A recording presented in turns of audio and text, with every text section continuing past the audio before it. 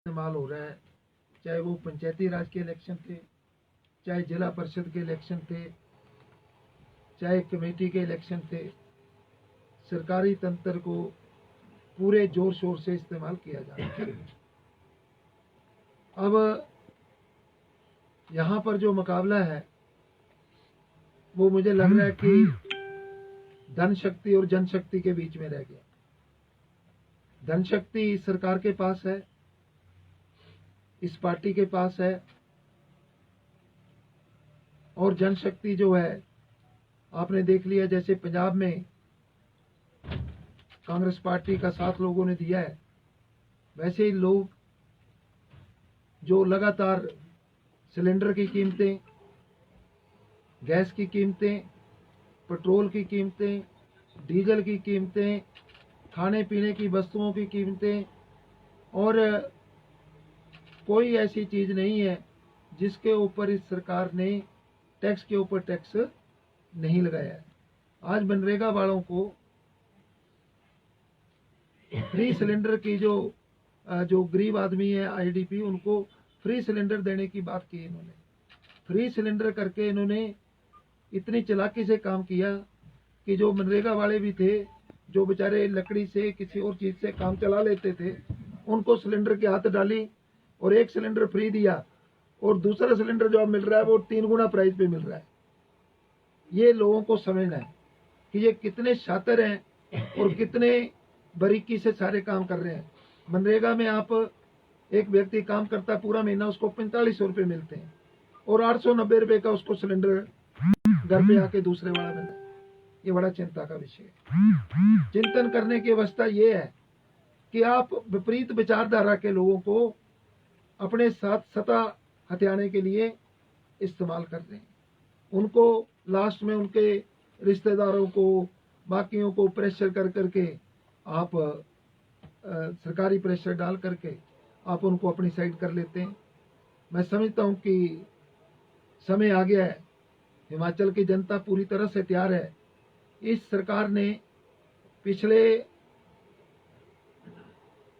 3.25 साल में एक भी ऐसा काम नहीं किया जिसको लोगों के पास दर्शा सके, और लगातार लोगों को जुमले सुना करके, झूठी बातें सुना करके, प्रलोभन दे करके एक चीज को जीत लेते हैं और उसके बाद जा करके उसको भूल जाते हैं। मैं कई बार इस बात को कह चुका हूं कि बेरोजगारी जो है वो चरम सीमा पर है।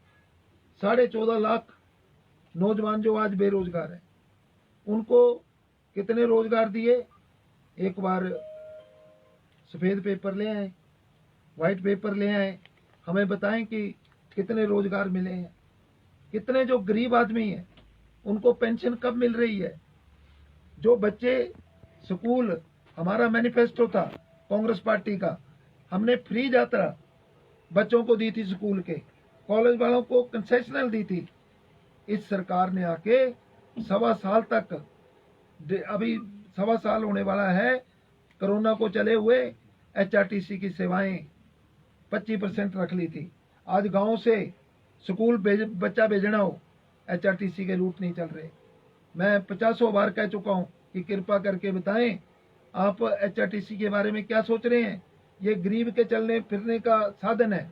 जो बसें मैंने खरीदी थी उसके बाद एक बस इन्होंने नहीं डाली, और रूट जो है अपने सरेंडर कर करके प्राइवेट वालों को चालू कर दिया। हम लोग सब गांव की राजनीति करते हैं, हमें सबको पता है कि गांव में प्राइवेट वाला शाम को नहीं जाता, सवेरे वो वापिस नहीं आता।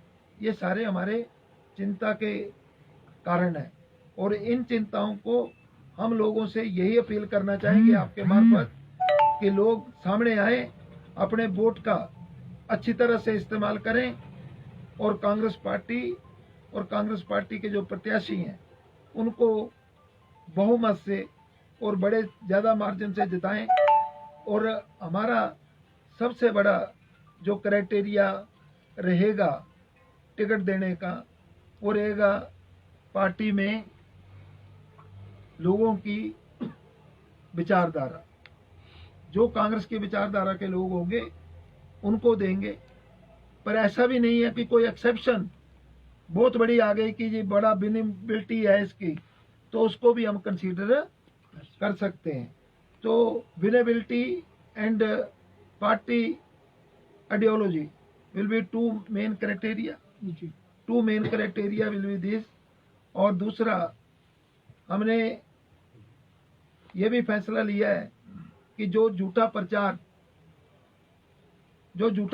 ये एक लोग कर रहे हैं, वो उसका हम लोग डट करके, हमारे कैंडिडेट भी, हम भी मुकाबला करेंगे। और अगर किसी ने सरकारी तंत्र को प्रेशर में लेकर के और अपना सरकारी रोब दिखा करके किसी ने प्रयास किया कि आर्म ट्विस्टिंग करने का, तो ज्यादा दिन बाकी नहीं है, 1 ही साल बाकी है, सरकार कांग्रेस की आने वाली है। तो इसलिए सबको ये ध्यान रखना चाहिए कि हम लोगों को जो लोकतंत्र में जो ब्यूरोक्रेसी है और जो बाकी लोग हैं जो एडमिनिस्ट्रेटिव में है, उनका काम बनता है कि निष्पक्ष होकर के काम करें। कई जगह पंचायती राज में ऐसी शिकायतें आई कि डिब्बे गायब हो गए, बाद में रिजल्ट निकले कुछ उसके विपरीत आए। तो जो वहां पर अधिकारी बैठे हों उनको इंश्योर करना पड़ेगा कि ये प्रॉपर काउंटिंग हो गई कि नहीं हुई, प्रॉपर उसका जोड़ जो है वो मिल गया कि नहीं मिला। और ईवीएम जो है, अगर ईवीएम से होता है तो वो जहां भी जाएं वो सुरक्षित जाएं। ये काम एडमिनिस्ट्रेशन का करने का है कि वे पूरी तरह से उसमें लेकर के जाएं। और हमने ये भी तय किया है कि last date of election application will be 23 तारीख तक जो भी एप्लीकेशन देना चाहें दे दें। हमने 1,000 रुपया फीस रखी है, जो जमा करा दी है लोगों ने, कुछ ने एप्लीकेशन दे दी हैं, बाकी जो देना चाहें वो दे करके कमेटी के पास हमारी जो सिटी कांग्रेस है और डीसीसी है, दोनों को दे सकते हैं। और इसमें हम अपना मैनिफेस्टो भी लेकर के आएंगे फॉर द कॉरपोरेशन एरिया कि हमारी विजन क्या है, मंडी शहर कैसा होना चाहिए, उसमें क्या क्या काम होना चाहिए। उसके लिए आज हम आपसे बात करके 2 दिन में कमेटी फाइनलाइज कर देंगे। और उसके बाद वो कमेटी का भी हम 23 तारीख को जब मैं आऊँगा, 25 का फाइनल, 25 को, तो अगली मीटिंग हमने 25 को रखी है, तो 25 को आके हम इसके बारे में सब कुछ फाइनल कर देंगे। ठीक है, धन्यवाद आपका। अब कोई पूछना चाहे तो। चुनाव कैसे लड़ेंगे सर? सीएम का जिला है, हर वार्ड में एक मंत्री लगाने की बात हो रही है, कांग्रेस पहले बड़े बैकफुट पे है मंडी जिला में। इलेक्शन लड़ेंगे जनशक्ति के साथ और आप लोगों के सहयोग से। जिसके घर में शादी हो रही हो तो है नहीं यहाँ कहीं भी, सुखराम परिवार का कोई नहीं है जो महामंत्री है, ऐसा नहीं है। वो नदारद हैं, कई दिनों से पंचायती राज के चुनाव में भी नजर नहीं आए हो। अमेरिका गए वहीं से आउट ऑफ लड़ना चुनाव स्टेशन है। है। नहीं, इन्होंने की जिले आपके चीफ मिनिस्टर का जिला है। सीएम का जिला है सर। मैं आप लोगों के माध्यम से बताना चाहता हूँ, चीफ मिनिस्टर कोई एक भी उपलब्धि मंडी शहर के लिए बता दें। उन्हें जो कांग्रेस के वक्त में 85 करोड़ रुपए की ड्रिंकिंग वाटर सप्लाई स्कीम थी वो कांग्रेस ने बनाई। कमलनाथ जी से हमने मंजूर कराई दिल्ली से, और उहर से हमने अपने कंस्टिट्यूशन से पानी मंडी शहर को दिया, और जिसमें कुछ ग्रामीण क्षेत्र भी शामिल हुए। 25 करोड़ का पुल जो ब्यासा पर बनाया है वो भी कांग्रेस पार्टी ने ही, उसमें 18 करोड़ रुपया पहले ही दे दिया जब हमने शिलान्यास किया था। यूली नेचर पार्क जो ढंगशीधार है, नेचर पार्क कांग्रेस पार्टी की देन है। WHO का IPS का ट्रेनिंग सेंटर पूरे हिमाचल का जो ढंग से में बना है वे कांग्रेस पार्टी की देन है। ये एक भी बात बता दें, ये ठीक है महेंद्र सिंह ने 175 करोड़ के पाइप खरीदे बड़े डाया के, जो 15 साल नहीं लगेंगे, कभी दब चुके हैं, जगह रखने को नहीं है, और झूठे अब क्या कर रहे हैं, एक बिजली में कर दिया झूठा, भाई डीपीआर बनी नहीं, सैंक्शन आई नहीं, वैसे फाउंडेशन स्टोन रख दिया कि सीवरेज स्कीम में हम बिजली को देंगे, वैसे एक भिवनी में कर दिया शिलान्यास। तो इन लोगों को गुमराह करने की बात कर रहे हैं और जयराम ठाकुर जी का इस शहर में कोई नहीं है। दूसरा एक बात हम और कहते 3 साल हम टैक्स लेंगे ग्रामीण क्षेत्रों से, कांग्रेस पार्टी सत्ता में आएगी, हम उसके बाद 5 साल जो है ग्रामीण क्षेत्रों से कोई टैक्स नहीं लेंगे। और अभी 2021 में सेंसस हो रहा है, सेंसस में आबादी 15% कम से कम बढ़ेगी। जो ग्रामीण क्षेत्र जबरदस्ती उन्होंने डाले हैं, पंचायत के प्रस्ताव के बावजूद भी डाले हैं कि हम नहीं डालना चाहते हैं, हम उन पंचायतों को शहर से बाहर निकालेंगे, आबादी 40,000 से ऊपर रह जाएगी।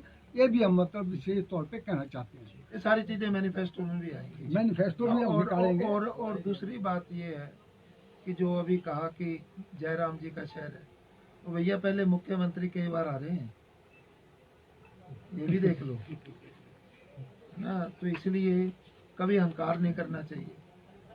हम लोग भी सोचते थे कि कभी नहीं आ रहे हैं, 500-700 वोटों से रगड़ा चढ़ गया। तो जिन गाँव इसलिए को नगर निगम में बनाया गया उनकी तो पंचायतों ने एनओसी नहीं दी, उसके बावजूद भी इनको जबरदस्ती में लाया गया, जबकि वो आज भी कुछ ऐसे पंचायतें और गाँव हैं जो विरोध कर रहे हैं।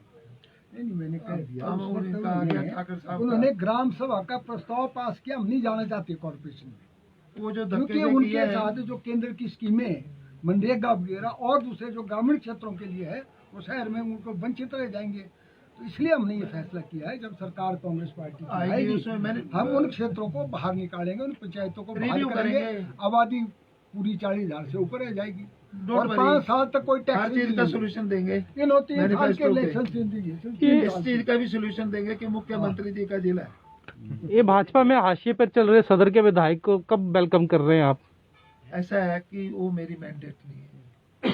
मेरी क्षेत्र mandate- उनका है, सदर यहाँ अध्यक्ष नहीं बन पाया था लगभग 1 साल से। एक सदर बात कांग्रेस का। देखिए, सुखराम जी, अनिल जी कांग्रेस के पहले परिवार थे, उसके बाद वो पार्टी छोड़ करके बीजेपी में चले गए।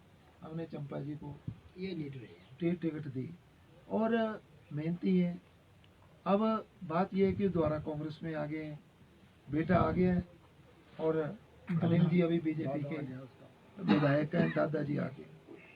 अब इस बारे में आज के दिन में कमेटी के इलेक्शन में तो चर्चा हो नहीं पाएगी, पर और जो भी फैसला है वो ठीक समय आने के ऊपर हो जाएगा, आप सबको बताएंगे जो भी फैसला होगा। मगर आपके समझते हो कि वो मन से बीजेपी के साथ है?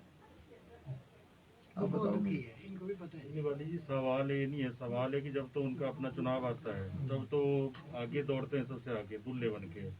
जब दूसरों का चुनाव है तो वो नजर नहीं आते हैं। नहीं, सवाल ये भी है ना, माइनस सुखराम परिवार या अनिल शर्मा को वो हो। ये सब चीजें हम कंसिडरेशन में रखेंगे कि किसने कब क्या कंट्रीब्यूट किया। अब जब संकट था, पार्टी के पास कैंडिडेट नहीं था 2017 में, तो चंपा की बलि दे दी।